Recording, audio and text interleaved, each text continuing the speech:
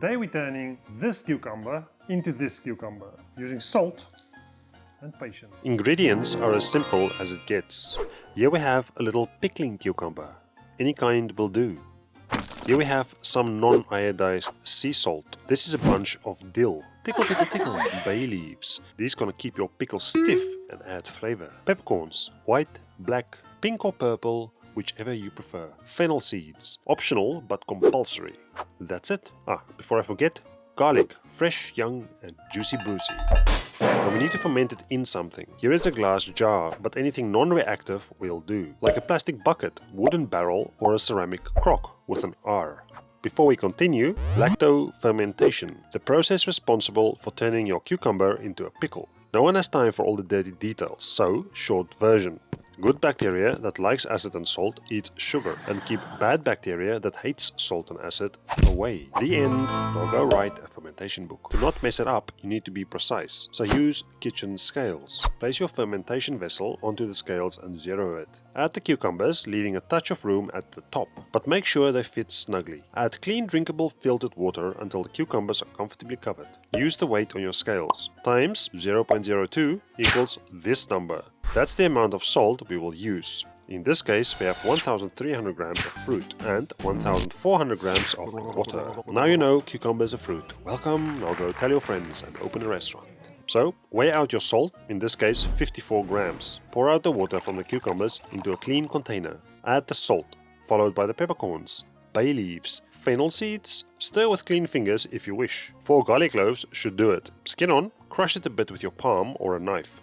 Get it into the brine. Finally, rip up your dill and add that to the brine too. Stirry McStirry, mixy mixy to dissolve the salt. Rearrange the cucumbers so they fit nicely again in your fermentation thingy. Add all the brine. Use tiny hands to spread the love. And give it a quick fondle. You now have a choice. Cover with a plastic food-safe bag.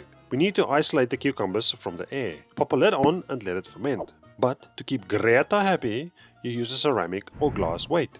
It's always the clever thing to do. The other clever thing to do is to stick a label on it. You can now ferment this at the room temp for about 5 to 7 days, or stick it in a fermentation fridge for 4 days. Set the temp to 25 degrees Celsius or 77 degrees Fahrenheit and go on holiday for a few days. Link below to the video where I explain all about a basic fermentation setup. Back from your break, these naughty boys should be ready and sour.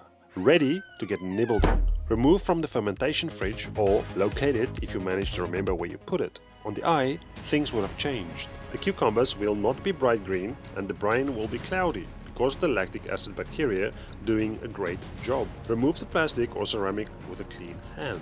Make a little inspection.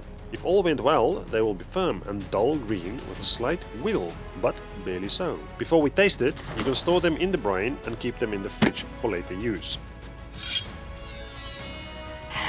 This is the definition of a juicy, brucey, shiny, wet and fun. Before the moment of truth, let's beverage up, overflowing with excitement. Nazda rollware into the mouth. Crispy, tangy and perfectly salty.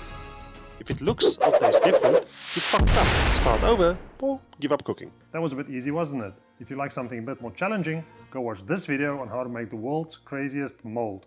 Until next time, love you long time, bye bye.